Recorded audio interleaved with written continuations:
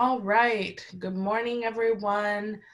Thank you all for being here. My name is Malaya Florendo. I'm the trainer with RX Safe Del Norte, and we are going to get started. Today is Tuesday, and it is our last week of the Wellness and Recovery series. We're really sad that it's ending, but we're really happy with the outcome and all the people who joined us, and we're very grateful. And we still have 1 week left, so make sure you're registered on our Eventbrite or checking out our Facebook page and staying updated on what's going on this last week. I just want to say thank you again for all those joining us here on Zoom and Facebook Live. And today we're going to be going over overview of the DHHS programs for those with substance use disorder with Ashley Hepburn and Naome Workman. Do you two want to introduce yourselves? Hi, I'm Ashley Hepburn. I'm Naome Workman. Wonderful. Well, thank you both for being here. We really appreciate having you, and we appreciate all those watching. For those on Zoom, of course, you will be muted and your video is off, but if you have any questions, you are welcome to raise your hand or type into the chat. For those watching on Facebook Live, we have people monitoring the chat as always, so you can leave your questions and we'll try and get to them as soon as possible. As always, we want to recognize our group agreements. As always, respect and kindness are key. If you're not being respectful and it becomes a persistent issue, you will be removed. Please show tolerance and sensitivity for differences. Participants in the group come from different cultural, racial, gender, and sexually oriented backgrounds. So please be aware and sensitive to judgmental comments. Use positive language and stay away from using racial, homophobic, and degrading remarks. This is a safe space and it is free of judgment. It is all right to disagree with someone else's point of view. However, we don't put each other down for it. This is a space where participants should feel comfortable to be themselves, share their thoughts and ideas without any worry of punishment or judgment. For those who may be sharing stories today, for the participants and those viewing, please remember you should try and leave names out because using names often aids in the spread of rumors and detracts from the point of view of the information trying to be communicated. So please try and be respectful and keep in mind other people's names. Try and leave them out of your stories if you can. And yeah, for those who may not understand some of the information being provided today or some of the conversations coming up, you're all totally welcome to ask for clarification. Again, we have the questions open in the chat and we will try and get to them as soon as possible. So if you don't understand, don't be afraid to ask. And as always, sometimes in these conversations, it can bring up some emotions, heavy feelings. So as always, don't be afraid to reach out. We've provided some numbers here for people, such as the mental health hotline for Del Norte and the 24-hour crisis services that are available. So if you are having, some times where you may, in the conversations, it may bring up some feelings or concerns, don't hesitate to reach out. Each person's participation in this presentation is voluntary. Please respect the privacy of others and do not share personal information with anyone else. This training is being recorded and is live on social media. So if you are participating via Zoom, please turn your video camera off and stay muted. And lastly, we always love to recognize and acknowledge the land that we are on today. I would like to acknowledge that I am on Taloa Dene land today. And for those watching, you may be coming from Yurok, Karuk, Kupa, Wiyot, and other rancherias such as Elk Valley, Rezagini, Big Lagoon, Trinidad, Blue Lake, Table Bluff, and Ronerville. And that is just a handful of local tribes that we want to recognize and areas. So if you are coming from somewhere else, make sure you find out and recognize where you're watching from today. We honor the indigenous peoples who lived together and cared for this land and each other since time immemorial. And we honor with gratitude the land itself and the people who have been the stewards of this land for generations. We know the effects of colonization have impacted Indigenous people disproportionately. We hope through this series that we can learn together to help heal and work towards a healthy future. So again, recognize where you're watching from today. Wonderful. Well, I just want to thank Naome and Ashley for joining us today. And would you like me to share your slides now? Sure. Awesome. One moment. There we go. So I'm Naome. I introduced myself a minute ago. I am the supervising substance abuse specialist here at Behavioral Health. So Ashley and I are just going to take turns reading our slides and elaborating a little bit about them. And I can't see all of my slide. So anyways, the first slide, so behavioral health is a department within the county of Del Norte under the Health and Human Services branch. In January of 2019, we integrated our alcohol and other drugs program with behavioral health, or with the mental health branch, to become behavioral health. We provide specialty mental health services for people who live in Del Norte County, including those who are eligible for Medi-Cal. In addition to that, our department is also newly Drug Medi-Cal certified. And what that means is that anyone that is a Medi-Cal recipient can now receive substance abuse services free of cost, whereas before it was a sliding scale, and sometimes there are different criteria that they would have to meet. So next slide, please. So my name is Ashley and I'm a substance abuse specialist here for the county. Behavioral health offers a variety of substance use disorder services. We offer outpatient individual services, which is really great for our clients that we have in group, but they have a hard time opening up, or we do get some clients that they're not comfortable with the group setting. So it's important to have those individual services. We offer case management, obviously linking clients to outside services, whether it be residential detox, the Suboxone program, and a variety of other services. We offer crisis intervention. We're pretty good here at crises. That's what we do. Outpatient group services, it's pretty amazing to get these clients together and they're all working on the same thing to reach a place where they have recovery and don't need to use substances. We have the service center and the dual diagnosis group for our co-occurring clients. We offer youth services, detox, residential treatment. We do a lot of referrals and help people get to where they need to be. We offer referrals to sober living environments. We work hand in hand with the drug court and ITC court. We are also, thank you. We got our slides. So we work hand in hand with the Veterans Court as well, and we collaborate with many community partners. So next slide. So this is actually really difficult to see, but now that I have this sitting in front of me, it's just kind of a demographic of the clients that we served for substance abuse treatment.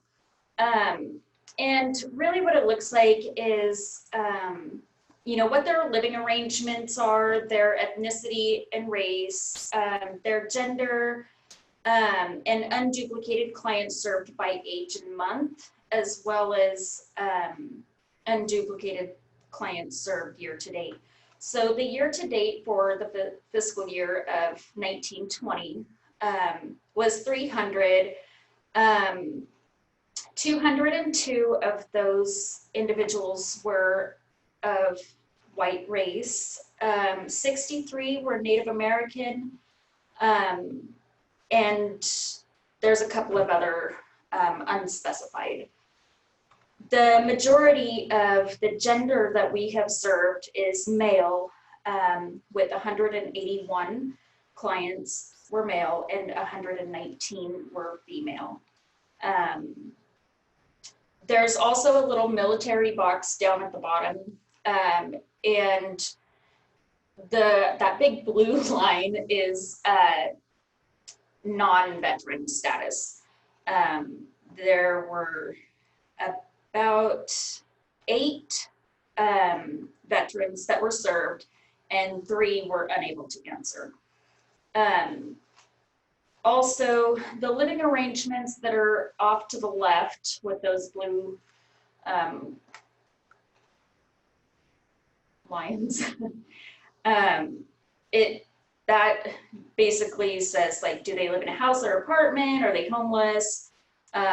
With their family alone, that kind of stuff. And the majority of people lived with their family. And then next was a house or apartment. Although we do serve a pretty large portion of the homeless community, and help them to find stable housing, whether it be through those referrals that Ashley was just speaking about, or other means. Next slide, please. So the majority of our clients are ODF clients, which is outpatient drug-free treatment. Outpatient rehab is a non-residential therapy-based type of treatment for addiction. Outpatient centers of addiction usually include group and individual counseling as well as behavior treatments. So basically our ODF clients are clients that come in, they're not drug court or perinatal, and group counseling and individual counseling is what they get. And we use CBT a lot, cognitive behavioral therapy, and we do the matrix model and other behavior treatments. Next slide, please. So we also provide what's called IOT, or intensive outpatient treatment. And what that looks like is it's more of an intensive model used to treat things that are a little more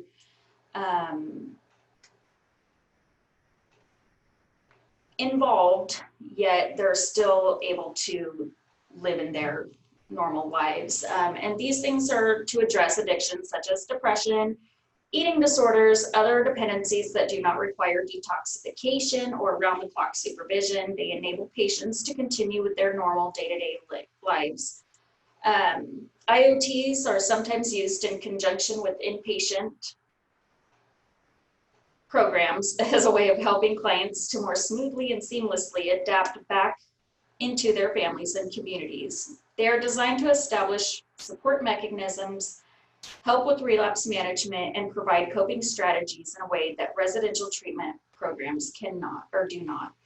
And kind of to go in more on that, maybe this is done a little bit backwards, but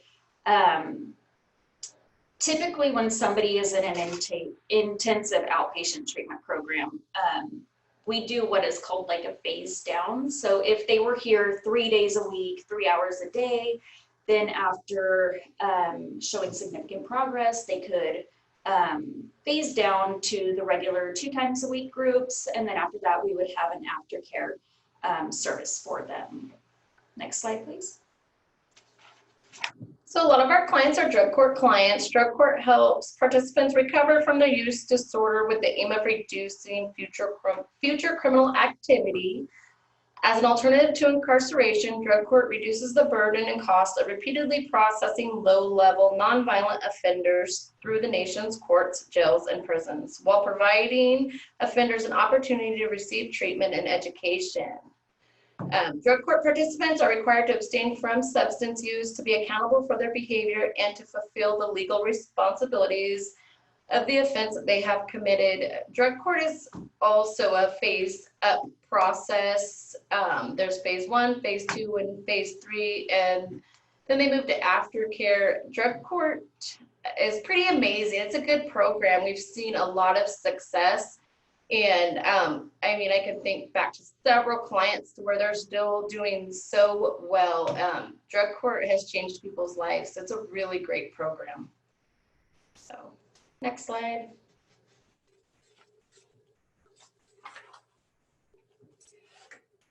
So, as we've mentioned before, we make referrals to outside agencies, and part of one of those agencies that or two of those agencies that we link with are for transitional housing.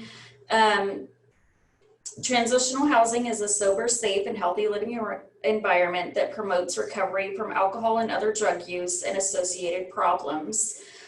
So one of them is the HASP program. I would say that we probably use that much more than the Oxford House.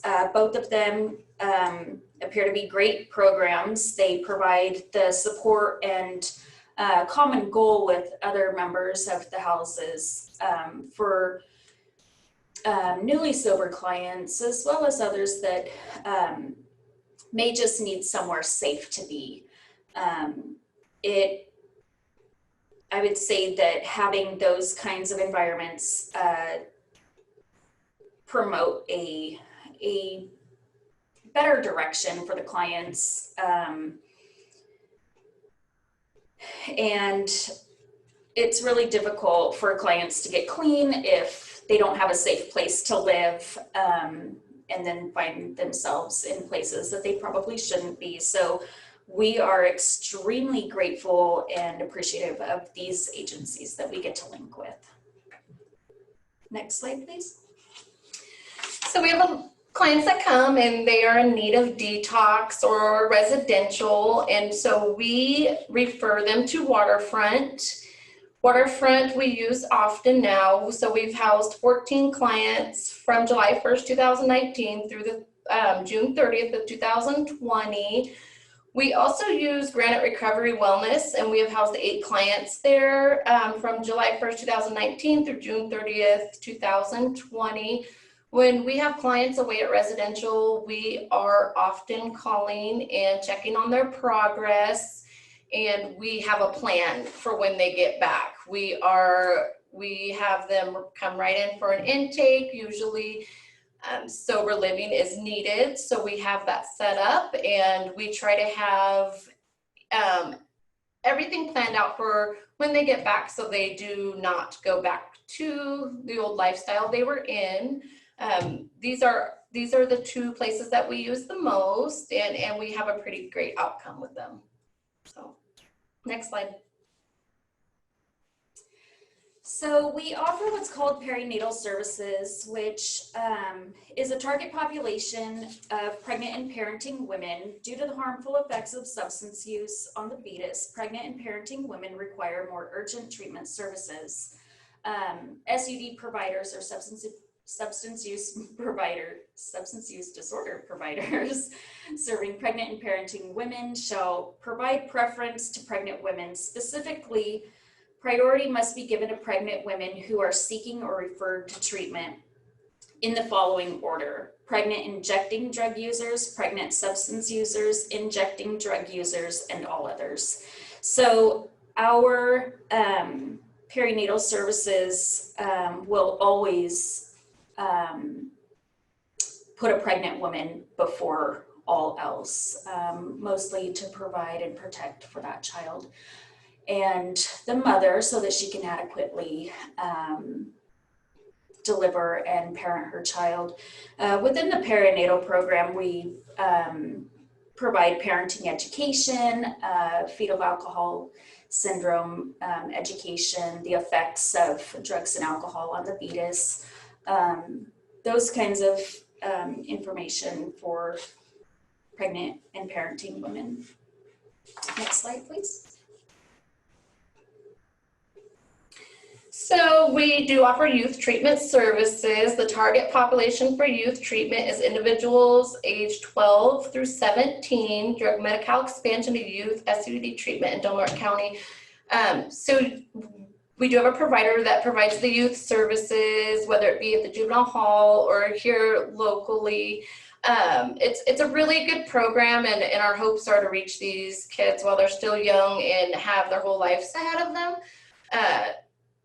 And I've seen some great outcomes. It's a really good program. Next slide. Okay, so dual diagnosis, Ashley mentioned a little earlier about the service center, the dual diagnosis program that we have there. It's called IDDT, which is an integrated dual disorder treatment, phase 1 and phase 2 through mental health primary treatment. So basically through their mental health treatment plan, they would be provided dual diagnosis services so that their mental health as well as their substance use disorder is being treated simultaneously. And then through straight SUD treatment, we also have a dual diagnosis treatment, capable treatment under Drug Medi-Cal. So although both programs can be Drug Medi-Cal funded, one program is primarily through mental health and the other program is primarily just substance abuse treatment. Next slide, please. So we offer jail and juvenile hall services. We offer continuation of care through our jail and juvenile hall by providing on-site SUD treatment at these facilities. In this last year, we have served 68 clients in the jail and 29 in the juvenile hall. I think when people are in jail, they're at one of their lowest points and they start to say, hey, maybe I have a problem. So if I can go in there and reach that person in the jail and start helping them come up with a plan for when they re-enter society, it's amazing to reach them in there and we come up with a plan. You know, and they usually come out and enroll in our program, and usually SLE services are provided, and our hopes are to help them with their substance use disorder and lessen their criminal activity. We also serve youth in the juvenile hall, and it's kind of the same thing I spoke about before. We're hoping to get to them at this young age and give them different ideas to be able to deal with life on life's terms. So next slide. Okay, so we do get a lot of questions about how to access services, and there's really no wrong way to receive services at our agency. However, we do accept referrals as well as self-referrals Monday through Friday, 8 a.m. to 5 p.m. We're located at 455 K Street in Crescent City. Our phone number here is 707-464-7224. And then you can call or walk in to schedule an outreach and evaluation by appointment. And most likely you'll be scheduled for substance use disorder treatment services with either myself, Ashley, or our other provider, John. And with that, I think that kind of concludes our presentation if anybody has questions.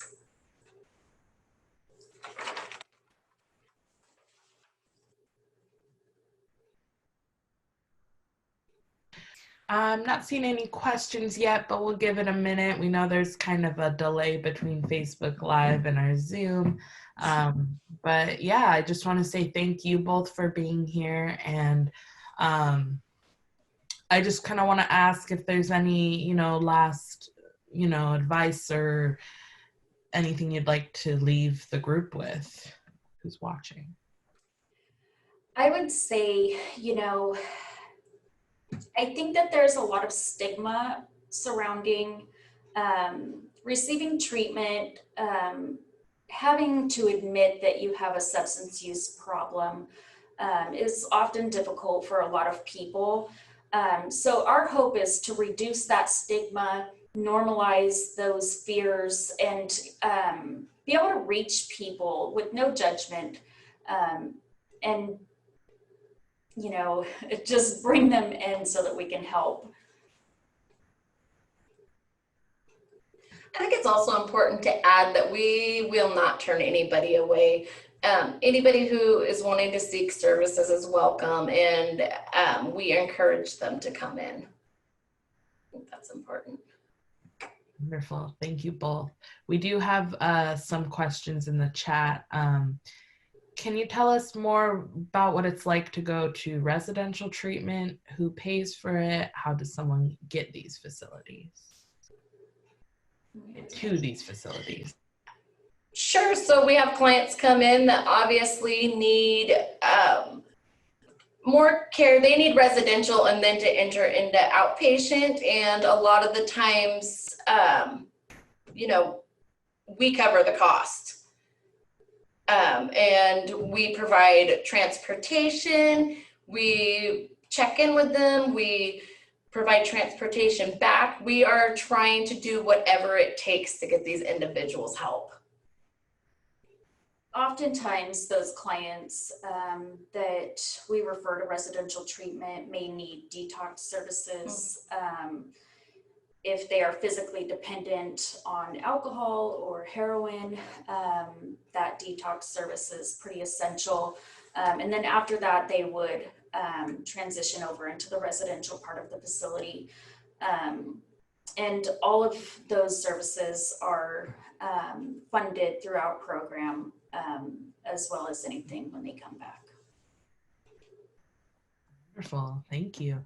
We did have someone ask if you could tell a little bit more about drug court and what that process looks like who decides who goes through drug court? So drug court, it's one of our specialty courts that we have in Norte County, and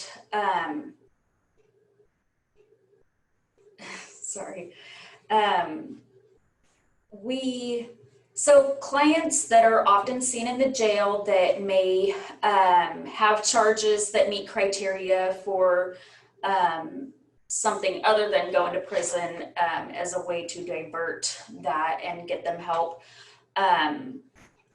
Typically it's clients that have drug charges. Maybe they have charges that were related as a result of using drugs or alcohol, obviously, or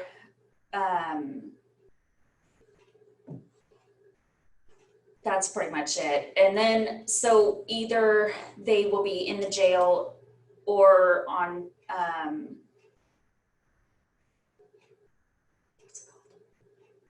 pretrial services.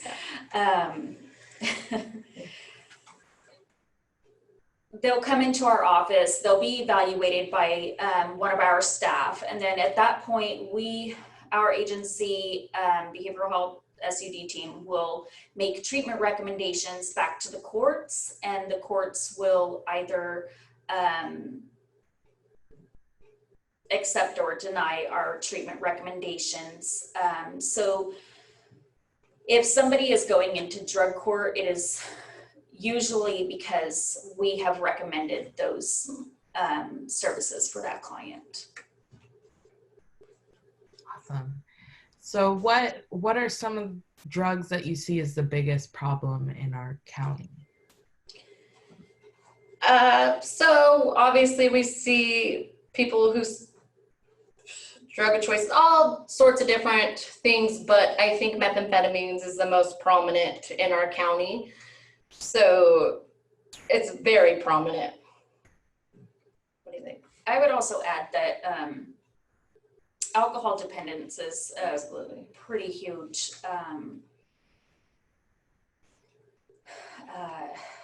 problem here.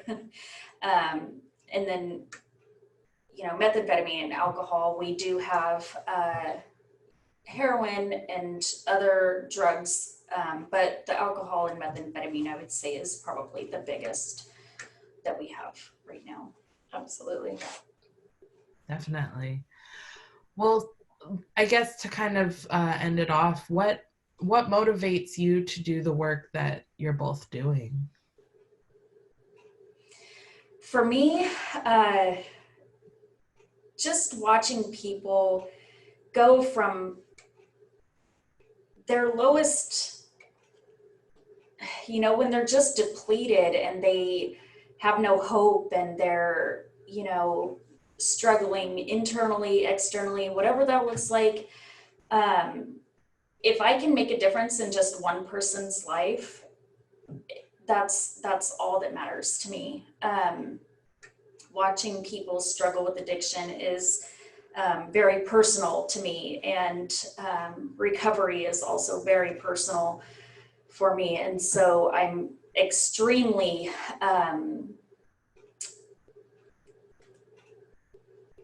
what is the word I'm looking for?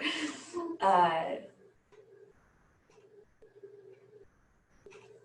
not sure what the word is I'm looking for, but I'm passionate about addiction and recovery, and I just hope that we are able to be a positive force in people's lives if they choose to have it.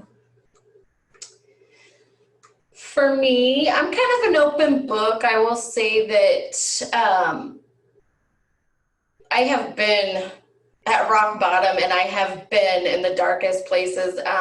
And I am so grateful that I got help out of it. And I will just openly share, because that's who I am as a person, that I graduated from AOD here, and it helped me tremendously. And for me, I'm also very passionate about recovery, and I love addicts and alcoholics. And same, if I can make a difference and help people along out of their dark place, then I'm all for it. So. Wonderful. Well, thank you for sharing. And I just want to say thank you to both for, giving your piece and sharing these services that are available to our community. I think people often, lose them because there is so much, and forget that they're there. And it's wonderful that you are here to, explain them and kind of give a refresher to our community, because I think that's what we need sometimes. So I just want to thank you both for sharing. And again, I didn't, if you have anything to leave with the group, or any resources that you recommend for people to access.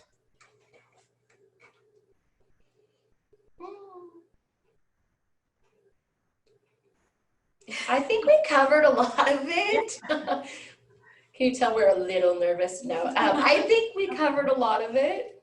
And definitely, if anybody has any questions or anything that they would like to ask that they didn't ask now, our phone number is right there, and you can call Naomi, myself, you can call John, and we're here to help in any way, answer any questions. Wonderful.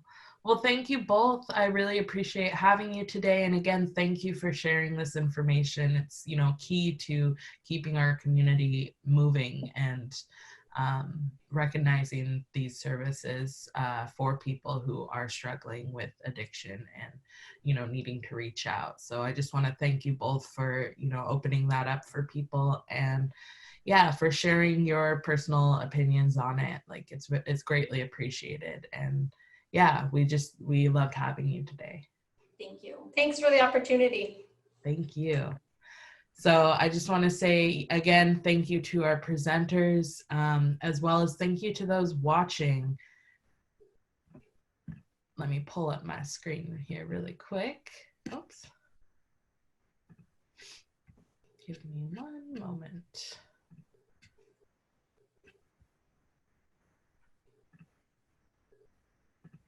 Okay. Before we get off today, I just want to go over a few little things with those watching. Again, thank you to our wonderful presenters today, for providing such wonderful information about some of the resources in our community for those who, may be struggling with addiction. Their information was on the screen to reach out, and we can also hopefully, you know, put that information out on our Facebook page so that people can get in touch if they need to.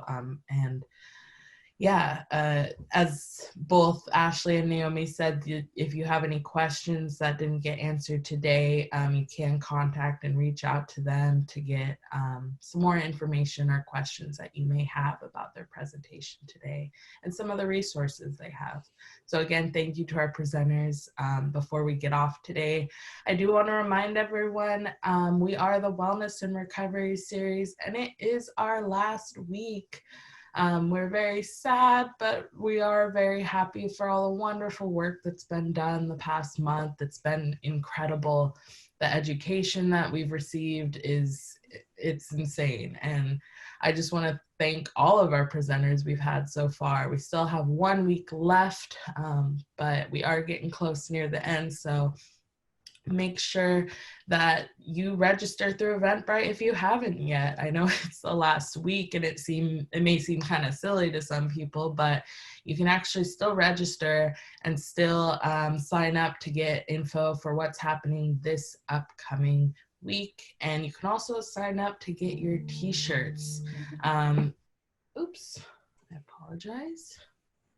All right. So as you can see here, I'm wearing my Wellness and Recovery series t-shirt, and it is, you can get it on through our Eventbrite. It will ask you to give your size, and we will get those swag bags sent to you. So make sure you register through Eventbrite if you haven't already. Again, we'll be having presentations Tuesday, Wednesday, and Thursday from June 30th to July 30th. So this is the last week. And we'll still be having some speakers and panel series and some awesome wellness activities this Wellness Wednesday. So make sure you join in on that. And we will be on Zoom and Facebook Live. So make sure to stay up to date on our Eventbrite page or on our Wellness and Recovery Facebook page. The Wellness Art Challenge ended technically yesterday, but we're still taking submissions if anyone wants to do it still. The PDF is on our Facebook page as well as the Eventbrite. And you just draw what your wellness activity is, and then you can take a picture, scan it, and upload it onto social media and use the hashtags HealthyDelNort and Wellness Challenge, or you can just directly email it to us at rxsafedelnort@gmail.com. Make sure to enter the artist's name and age group, and you'll be entered into a raffle, which will be announced on Thursday the 30th. So even though the deadline was yesterday, if you still want to submit a submission before Thursday, you're still welcome to, and we'll make sure to check those out. And here's our schedule for the last 3 weeks, but we are on the last week. And again, you can see here we have, we just had our wonderful presentation with Naomi and Ashley at DHHS. And at 11, we have a wonderful overview with Nichin with Patty Torres. So make sure you jump on that. This afternoon, we'll have a wonderful presentation from the author Shauna McCovey, who wrote The Smokehouse Boys, and she'll be presenting one of the poems and talking a little bit more and elaborating on it. And then this evening, we'll be having a wonderful presentation from Dr. Groves at about 4:30, so make sure that you join in and check those out. Tomorrow's Wellness Wednesday. As usual, in the mornings, we have the UROC Health and Human Services hosting Wellness Wednesday mornings with Boyd Ferris, 10 to 11:30 a.m. And in the afternoon, we'll be doing some movement, dance, and maybe Pilates with a 7 kid. And then on our last day, we'll be having the UROC Tribe Wellness Coalition net tender Narcan training from 10:30 to 11:30 a.m. And that will be a very informative and wonderful way to get your own Narcan. So make sure you join in on that. And in the afternoon, it will actually be from 3 to 4 p.m. We will have our closeout event. We'll be announcing our raffles, just saying goodbye to everyone and thanking everyone for the wonderful work they've done this past month. And again, thank you to our presenters. Thank you to those watching. You can check out our Facebook page for the event, the RX Safe Del Norte website and Facebook page if you'd like some more information on how to get involved. As always, we have our evaluation form here. The link will be in the chats, and make sure you fill out that form because then it's an entry into our raffle, which will be announced Thursday. So make sure you get those evaluations in so that you can be in the raffle on Thursday. There's going to be some amazing prizes, books, blankets, little gift bags. We have a whole bunch of stuff. So make sure that you Backpacks full of goodies. enter on Thursday. What was that, Jermaine? Backpacks full of goodies. Yes. So make sure that you fill out those evaluation forms and they will be in the chat.